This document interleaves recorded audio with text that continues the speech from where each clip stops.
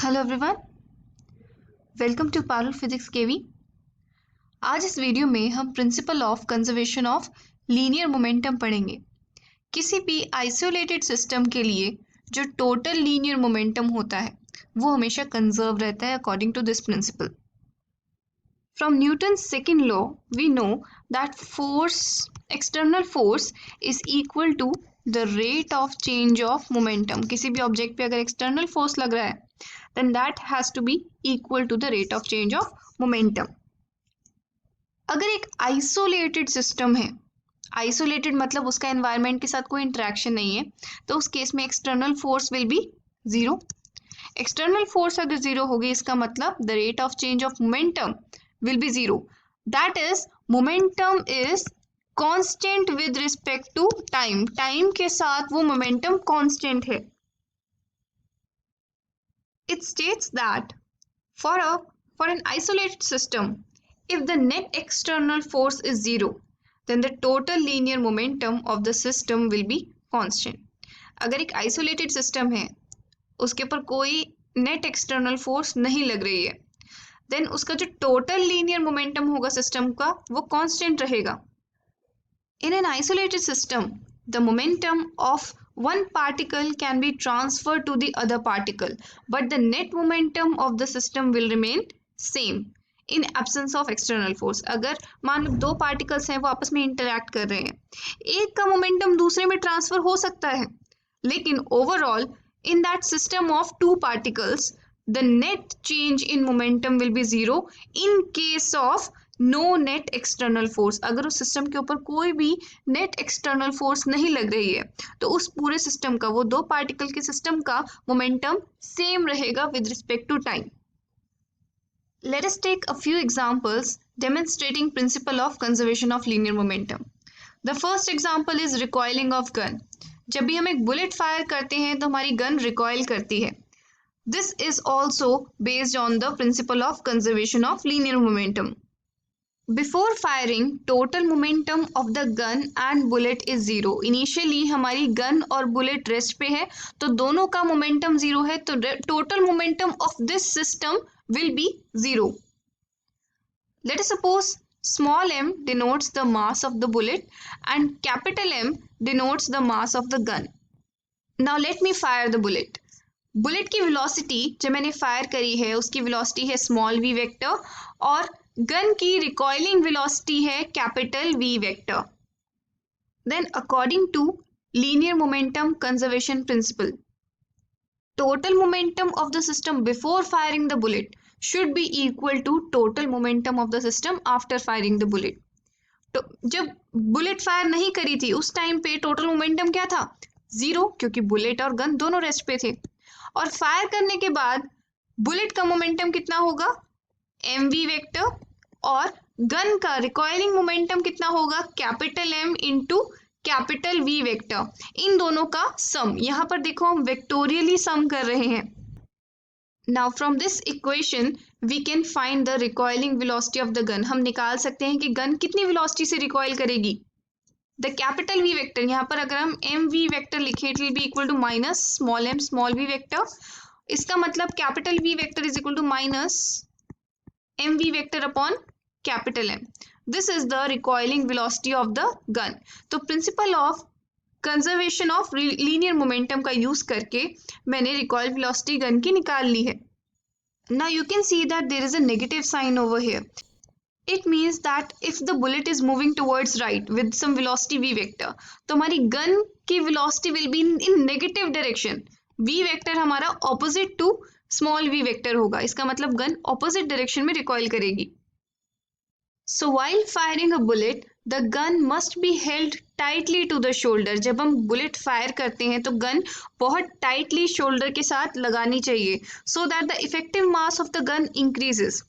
उस गन के मास में मैन का मास, शूटर का मास भी इंक्लूड हो जाएगा, और जिसकी वजह से कैपिटल M बढ़ गया, और कैपिटल M बढ़ने की वजह से recoil velocity of the gun will decrease.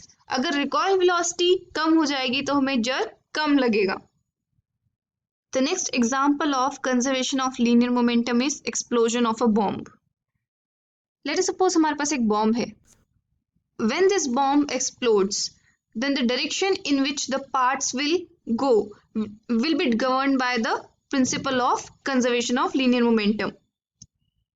Let us suppose हमारा बॉम्ब एक्सप्लोड होके बहुत सारे पार्ट्स में ब्रेक हो गया.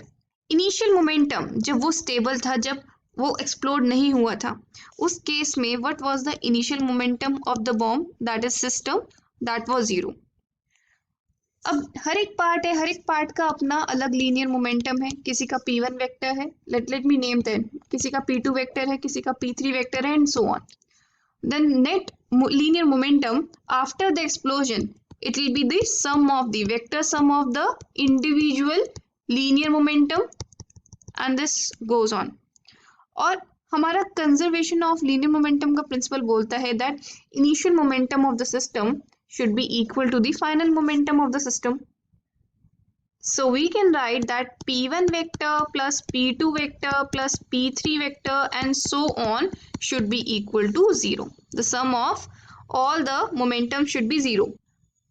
Now this formula can be used to solve various numericals. Let me take an example. The question says a bomb of mass 10 kg explodes into 3 parts. Two parts of mass 4 kg and 3 kg move perpendicular to each other with velocities 10 meter per second and 15 meter per second respectively. Find velocity of the third part. Question के according हमारे पास एक bomb था, rest पे था initially, it's initial momentum of the system was 0. जब ये explode हुआ, ये 3 टुकड़ों में टूट गया. एक बार 2 पार्ट्स आपस में 90 डिग्री के एंगल पे मूव करने लगे.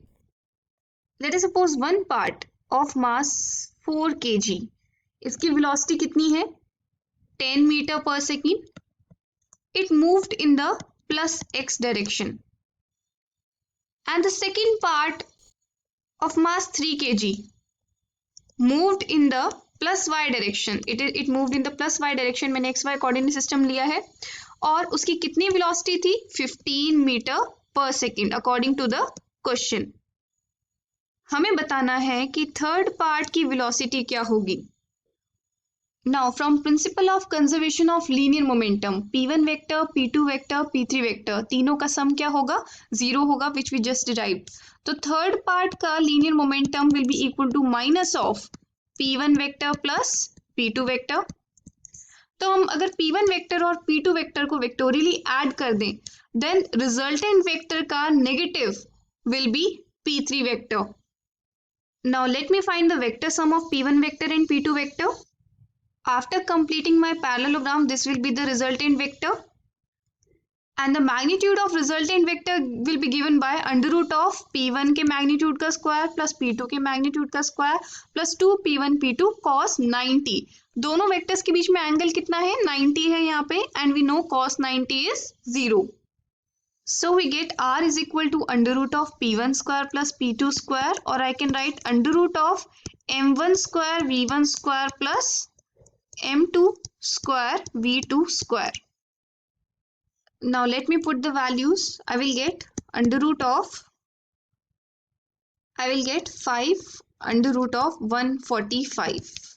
This is the momentum resultant vector. ये resultant vector का magnitude है, यानी कि थर्ड पार्टिकल का मोमेंटम का मैग्नीट्यूड है. So p3 is equal to mass of third particle into velocity of third particle which is coming out to be equal to 5 under root of 145. Now what is the mass of the third particle. Total bomb का mass कितना था, 10 kg, जो 4 kilo और 3 kilo के particle में टूट गया. और थर्ड पार्टिकल का मास फिर कितना होगा, it will B 3 kg. Since mass of the system remains conserved, so the velocity of third particle will be given by 5 upon 3 under root of 145. This is the speed of the third particle. We can also find the direction in which the third particle will go. अगर मैंने ये phi निकाल लिया तो मैं ये वाला phi भी निकाल सकती हूँ. This tan phi is equal to perpendicular upon base.